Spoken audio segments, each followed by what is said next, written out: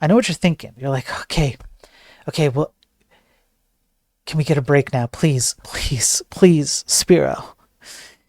The mighty researcher of all this information who makes very good logical arguments based on pure logic, insurmountable, non-refutable statements backed up by scientific studies and statistics and news articles that we cover on the daily. Please, I beg of you, a break. Mercy, mercy. It's mercy you ask for, huh? Well, you can't say I'm not benevolent. How 3D printing is personalizing healthcare. Prosthetics are becoming increasingly affordable and accessible thanks to 3D printers. So here you go. For all the haters who are like, oh, you're not positive enough, Spiro.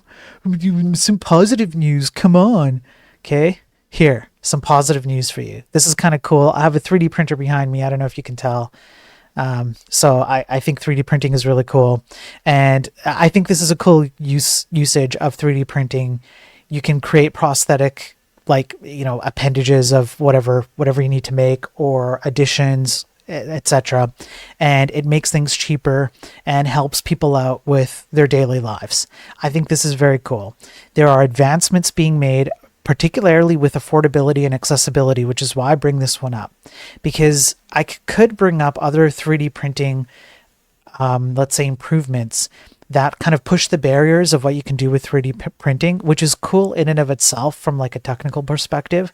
But the problem is that even if you get to that point, the issue would be, how do you mass produce it? How do you get it in the hands of the people who need it? How do you make it affordable? Things like that. And that's more what this article highlights, is that these things are becoming more affordable, and they are starting to become far more beneficial than they ever have before, while at the same time they're moving forward. So whether it's implants, like it says here, implants for surgical planning, for drug manufacturing, whatever, the technology helps in a number of different ways. And I think this is good. This is a good thing. So if you want to go check out this article, it's from Ars Technica, and I would encourage you to look at it. For example, they have the world's first 3D bioprinted liver tissue, but this is from 2013, mind you. But literally they 3D print this stuff. Obviously, I think this can be taken too far, but there are absolutely certain things that this is a fantastic use case for. I'm glad to see improvements being made in this field for the medical field.